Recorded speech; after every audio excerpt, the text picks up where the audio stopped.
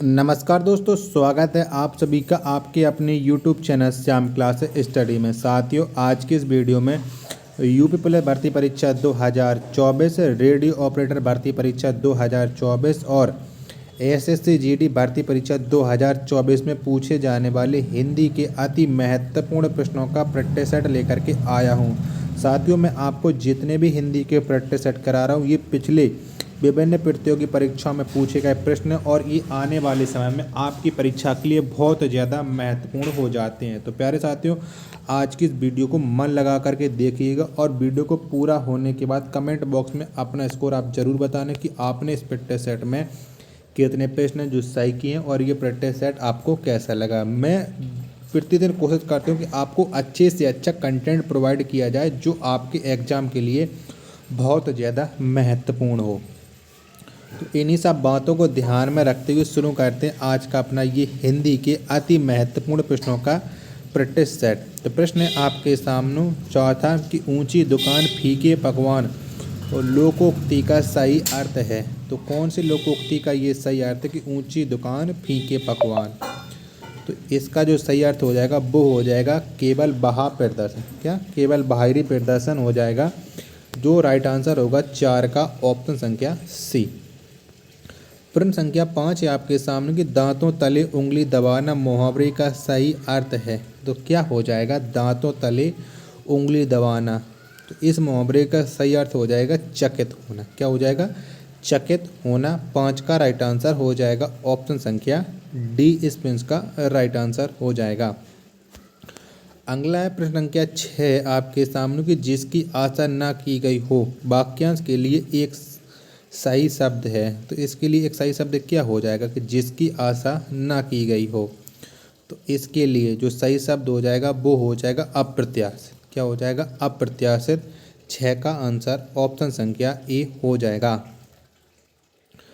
प्रश्न संख्या 7 है आपके सामने कि शब्द युग में कुल का सही अर्थ भेद है। तो बताइएगा इसका सही अर्थ भेद क्या हो जाएगा? कुल। तो आगे वाला जो कुल है इसका अर्थ होता है वंश और कूल का अर्थ होता है किनारा, यानी वंश किनारा। ऑप्शन संख्या बी इसका राइट आंसर हो जाएगा। प्रश्न संख्या 8 है आपके सामने कि निम्नलिखित में से कौन सा शब्द सफल का विलोम नहीं है? तो इनमें से सफल का विलोम शब्द कौन नहीं हो सकता वो बताइएगा। तो कुफल। क्या? कुफल नहीं होगा सफल का विलोम। बाकी के जो तीनों हैं ये सफल के विलोम शब्द हो जाएंगे। तो 8 का जो आंसर होगा आपका वो ऑप्शन संख्या डी इस प्रश्न का राइट आंसर हो जाएगा। प्रश्न संख्या 9 है आपके सामने कि नस्वर शब्द का विलोम है। तो कौन सा हो जाएगा नस्वर का विलोम शब्द है? तो आप लोग बताएंगे कि अनुस्वर। तो अनुस्वर के साथ साथ जो शाश्वत है ये भी होता है नस्वर का विलोम शब्द, यानी ए और बी दोनों हो जाएंगे। ऑप्शन संख्या सी इस प्रश्न का राइट आंसर हो जाएगा। चलिएगा, तो प्रश्न संख्या 10 है आपके सामने कि निम्नलिखित में से कौन सा शब्द कर का अर्थ नहीं है? तो इनमें से कौन सा शब्द है जो कर का अर्थ नहीं है? तो कान। क्या? कान ये कर का अर्थ नहीं है। 10 का आंसर ऑप्शन संख्या डी इस प्रश्न का राइट आंसर हो जाएगा। प्रश्न संख्या 11 है आपके सामने कि निम्नलिखित में से किसका पर्यायवाची शार्दूल है? तो किसका पर्यायवाची शार्दूल है ये आपको बताना है। तो इनमें से जो शार्दूल है वो सिंह का पर्यायवाची किसका है? सिंह यानी शेर का है। 11 का जो आंसर होगा वो ऑप्शन संख्या ए हो जाएगा। प्रश्न संख्या 12 है आपके सामने कि निम्नलिखित में से कौन सा पर्वत का पर्यायवाची नहीं है? तो बताइएगा इनमें से कौन सा है जो पर्वत का पर्यायवाची नहीं है? तो प्रकंपन। क्या? प्रकंपन ये पर्वत का पर्यायवाची नहीं है। 12 का आंसर ऑप्शन संख्या सी इस प्रश्न का राइट आंसर हो जाएगा। चलिएगा, तो प्रश्न संख्या 13 है आपके सामने कि निम्नलिखित में से कौन सा वाक्य शुद्ध है? तो चारों विकल्प पढ़िएगा प्रश्न संख्या 13 के और बताइएगा इनमें से कौन सा वाक्य है जो शुद्ध है। तो आप लोगों ने पढ़ लिया और आप लोगों को पता भी चल गया होगा। तो उसने मुक्त हस्त धन लौटाया ये शुद्ध वाक्य 13 का जो आंसर होगा वो ऑप्शन संख्या डी इस प्रश्न का राइट आंसर हो जाएगा। प्रश्न संख्या 14 है आपके सामने कि पानी ना बरसता तो धान सूख जाता में वाक्य का कौन सा भेद है। तो बताइएगा इसमें वाक्य का कौन सा भेद है। तो ये हो जाएगा संकेतवाचक। क्या हो जाएगा, ये एक संकेतवाचक हो जाएगा। 14 का आंसर संख्या ऑप्शन नंबर ए हो जाएगी। अगला प्रश्न संख्या 15 आपके सामने कि बीणा पाणी में कौन सा समास है। तो बताइएगा कौन सा समास है बीणा पाणी में। तो आप जानते हैं कि किसके हाथ में बीणा है। तो आप जानते हैं कि बीणा होता है सरस्वती माता के हाथ में। तो ये हो जाएगा बहुब्री समास। कौन सा, बहुब्री समास। जब किसी किसी तीसरे की ओर इशारा किया जाता है वहाँ पर बहुब्री समास होता है। तो 15 का आंसर ऑप्शन संख्या सी हो जाएगा। प्रश्न संख्या 16 है आपके सामने कि निम्नलिखित में से किस शब्द में ता प्रत्यय का प्रयोग नहीं हुआ है। तो इनमें से किस में ता प्रत्यय नहीं लगा है। 3 में तो लगा है लेकिन 1 में नहीं लगा है। तो आप लोगों को स्पष्ट दिख रहा होगा कि किस में नहीं लगा है। तो त्वा जो शब्द है इसमें ता प्रत्यय नहीं लगा है। तो वीरत्व है, इसमें त्वा प्रत्यय लगा है। प्रश्न संख्या 16 का आंसर हो जाएगा ऑप्शन संख्या डी। प्रश्न संख्या 17 है आपके सामने कि निम्नलिखित में से किस शब्द में पर उपसर्ग का प्रयोग नहीं हुआ है। यानी किस में पर उपसर्ग नहीं लगा है ये आपको बताना है। तो चारों ऑप्शन आपकी स्क्रीन पर आप बताइएगा। तो प्रत्यक्ष, क्या प्रत्यक्ष में पर उपसर्ग नहीं लगा है। तो 17 का आंसर हो जाएगा ऑप्शन संख्या सी। प्रश्न संख्या 18 है आपके सामने कि अनानास किस भाषा का शब्द है। तो कौन सी भाषा का शब्द है अनानास। तो अनानास है एक पुर्तगाली भाषा का शब्द। किसका है, ये एक पुर्तगाली भाषा का शब्द है। तो 18 का जो आंसर होगा वो ऑप्शन संख्या ए हो जाएगा। प्रश्न संख्या 19 है आपके सामने कि निम्नलिखित में से कौन सा शब्द तत्सम नहीं है। तो बताइएगा इनमें कौन सा जो शब्द है वो तत्सम नहीं है। तो सूरज, क्या सूरज ये तत्सम नहीं है, बाकी के सभी तत्सम है। 19 का आंसर ऑप्शन संख्या डी इस प्रश्न का राइट आंसर हो जाएगा। प्रश्न संख्या 20 है आपके सामने कि हल्दी शब्द का सही तत्सम रूप है। तो कौन सा हो जाएगा हल्दी शब्द का सही तत्सम रूप, ये आपको बताना है। तो हल्दी का तत्सम रूप होता है हरिद्रा। क्या होता है, हरिद्रा। तो 20 का आंसर हो जाएगा ऑप्शन संख्या ए। प्रश्न संख्या 21 है आपके सामने कि शाबाश किस प्रकार का अव्यय है। तो शाबाश ये किस प्रकार का अव्यय है। तो शाबाश है एक विस्मयादि बोधक। कैसा है, ये एक विस्मयादि बोधक अव्यय है। तो 21 का जो आंसर होगा वो ऑप्शन संख्या ए हो जाएगा। प्रश्न संख्या 22 है आपके सामने कि मैंने आम खाया है इस वाक्य में काल का कौन सा भेद है। तो कौन सा भेद है, मैंने आम खाया है। तो इसमें काल का भेद है आसन्न भूत। कौन सा है, आसन्न भूत। 22 का आंसर ऑप्शन संख्या बी इस प्रश्न का राइट आंसर हो जाएगा। प्रश्न 23 है आपके सामने कि पुस्तक पढ़ी जाती है इस वाक्य में वाक्य का कौन सा भेद है। तो ये कैसा वाच्य बताइएगा। तो ये पुस्तक पढ़ी जाती है, ये कर्म पर निर्भर है। किस पर है, कर्म पर निर्भर है। तो ये कर्मवाच्य हो जाएगा। 23 का आंसर ऑप्शन संख्या ए।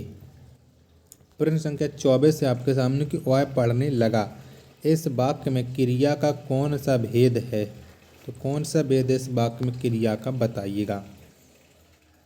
तो वह पढ़ने लगा इस वाक्य में क्रिया का भेद हो जाएगा संयुक्त क्रिया। कौन सा हो जाएगा, संयुक्त क्रिया। 24 का आंसर ऑप्शन नंबर डी इस प्रश्न का राइट आंसर हो जाएगा। प्रश्न संख्या 25 है आपके सामने कुछ लड़के खेल रहे हैं इस वाक्य में प्रयुक्त कुछ शब्द विशेषण का कौन सा प्रकार है। तो कौन सा प्रकार है बताइएगा विशेषण का।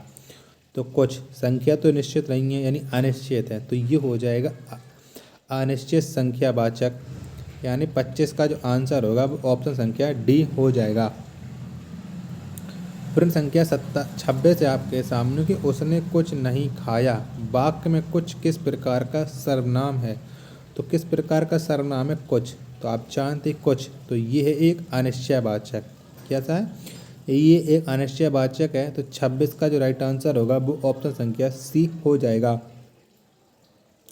अगला प्रश्न संख्या 27 है आपके सामने कि हिमालय से गंगा निकलती है, इस वाक्य में कौन सा कारक है? तो कौन सा कारक है? तो हिमालय से गंगा निकलती है, इसमें हो जाएगा अपादान कारक। कौन सा? अपादान कारक। 27 का आंसर ऑप्शन संख्या ए हो जाएगा। प्रश्न 28 है आपके सामने कि लता शब्द का बहुवचन है, तो कौन सा हो जाएगा लता का बहुवचन? तो ये हो जाएगा लताएं। क्या हो जाएगा? लताएं हो जाएगा। 28 का आंसर ऑप्शन संख्या बी हो जाएगा। प्रश्न संख्या 29 है आपके सामने कि निम्नलिखित में से कौन सा शब्द स्त्रीलिंग नहीं है? तो इनमें से एक शब्द है जो स्त्रीलिंग नहीं है। तो अच्छा भजन। क्या? अच्छा भजन ये एक स्त्रीलिंग शब्द नहीं है, तो यानी 29 का आंसर ऑप्शन संख्या डी हो जाएगा। अच्छा भजन ये एक पुल्लिंग शब्द है। प्रश्न 30 है आपके सामने कि निम्नलिखित में से कौन सा शब्द व्यक्तिवाचक संज्ञा नहीं है? तो इनमें से कौन सा शब्द है जो व्यक्तिवाचक संज्ञा नहीं है? तो जुल्हा। क्या? जुल्हा ये एक व्यक्तिवाचक संज्ञा नहीं है, यानी 30 का आंसर ऑप्शन संख्या ए हो जाएगा। प्रश्न संख्या 31 है आपके सामने कि निम्नलिखित में से कौन सा विस्मयादि बोधक चिन्ह है? तो इनमें से कौन सा है विस्मयादि बोधक चिन्ह?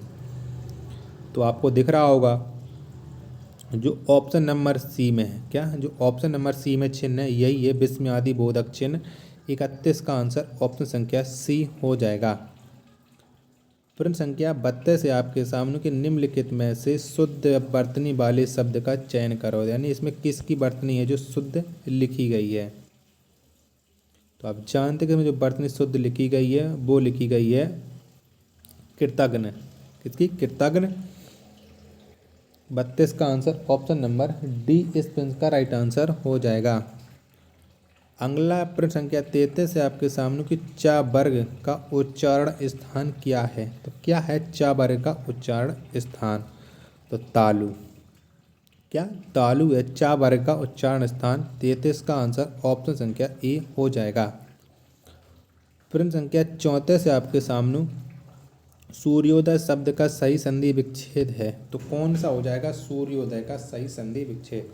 तो सूर्य प्लस उदय। क्या? सूर्य प्लस उदय ये सूर्योदय का सही संधि विच्छेद हो जाएगा, जो ऑप्शन संख्या बी है। बी इस प्रश्न का राइट आंसर हो जाएगा। अगला प्रश्न संख्या 35 है आपके सामने कि नायक शब्द में कौन सी संधि है? तो कौन सी संधि है नायक में? तो नायक, तो इसमें अयादि स्वर संधि। कौन सी? अयादि स्वर संधि है। तो 35 का आंसर ऑप्शन संख्या डी इस प्रश्न का राइट आंसर हो जाएगा। चलिएगा अगला प्रश्न है आपके सामने कि क्या बोलते 36वां है आपके सामने कि निम्नलिखित में से कौन सा द्विगुण व्यंजन है? तो बताइएगा प्रश्न संख्या 36 में कौन सा शब्द है जो द्विगुण व्यंजन है? तो जो द्विगुण व्यंजन है वो है इंग्या। कौन सा? इंग्या है, यानी 36 का आंसर ऑप्शन संख्या ए हो जाएगा। ये इंग्या नहीं सर डा ढक्कन है। डा ढक्कन है डा डलिया। डा डलिया होता है, डा डलिया के बाद डा ढक्कन आता है, तो ये डा डलिया शब्द है। प्रश्न संख्या 37 है आपके सामने कि हिंदी में स्वर वर्णों की संख्या कितनी है? तो कितनी है? तो हिंदी में जो स्वर वर्णों की संख्या है वो है 11। कितनी है? 11 है। 37 का आंसर ऑप्शन नंबर ए हो जाएगा। प्रश्न 38 है आपके सामने कि अवधी भाषा का विकास किस ग्रंथ में हुआ? तो कौन सी भाषा में हुआ है अवधी भाषा का? अवधी भाषा का जो विकास हुआ है वो हुआ है अर्धमागधी में। किसमें? अर्धमागधी में। 38 का आंसर ऑप्शन संख्या सी इस प्रश्न का राइट आंसर हो जाएगा। प्रश्न संख्या 39 है आपके सामने कि भारत भारती नामक काव्य ग्रंथ के रचनाकार हैं, तो कौन है इस काव्य ग्रंथ के रचनाकार? तो भारत भारती इस काव्य के जो काव्य ग्रंथकार हैं वो हैं अयोध्या सिंह उपाध्याय हरिऔध।